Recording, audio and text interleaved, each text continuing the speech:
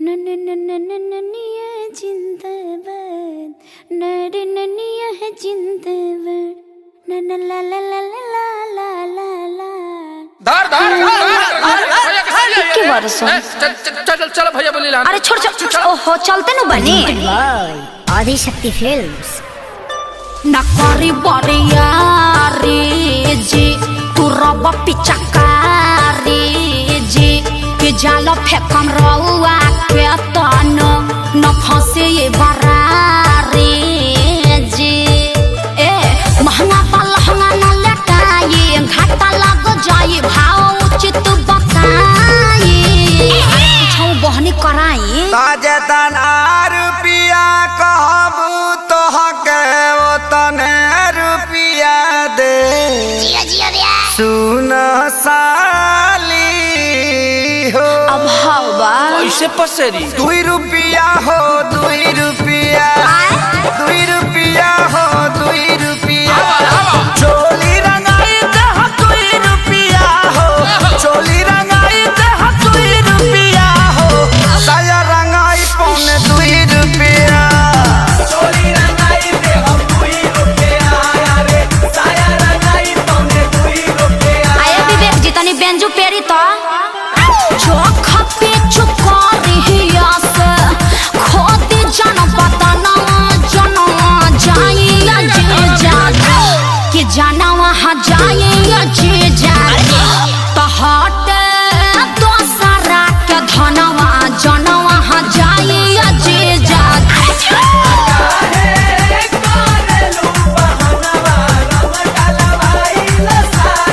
Come on ओ या हाय रे टके जवानी हजेजो अतना मोलाई करवाए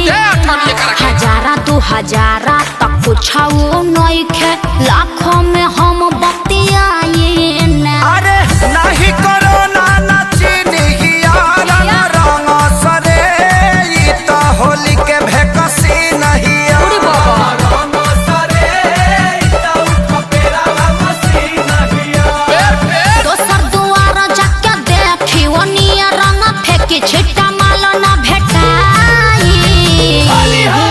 अरे कहता आधा काठा लिख दे हबखे अरे पूरा लिख दे बाकी डालब भर पे आरी खेत बेचवा बनबो का ब्यास तो तहार का जाता 2 रुपया हो 2 रुपया फिर उहे बात 2 रुपया हो 2 रुपया चोली रंगाई दे हो 2 रुपया हो No. चोली रंगाई दे हो 2 रुपया साया रंगाई पौने 2 रुपया चोली रंगाई दे हो 2 रुपया रे साया रंगाई पौने 2 रुपया अरे जीजा जी हरा सोहरा है बारी सबके खजानावा करब हजी जहाँ तू ने हम अरे कौन पाके फेंकत रे एकरा बहिन का बढ़िया देव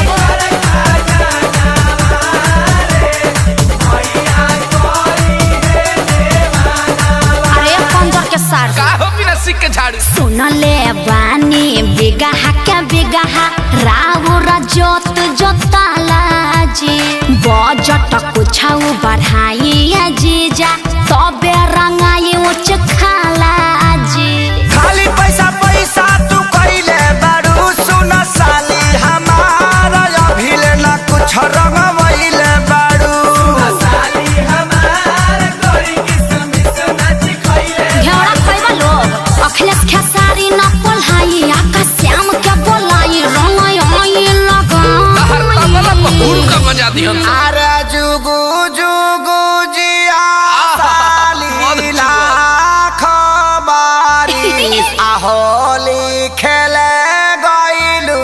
सी आये जीजा जी खूब जियत रही अपने ढारत रही अपने पियत रही तहार के पी है 10 टकियावा दी ना बाल्टन के आओ अभा 2 रुपया हो दे हम 2 रुपया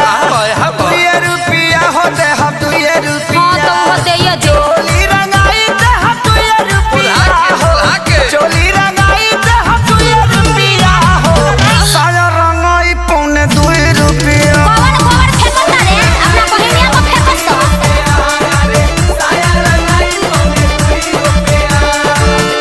लहई चरनिया चोली किन के राज कर अपना हिट मशीन जीजा जी पर नाज कर।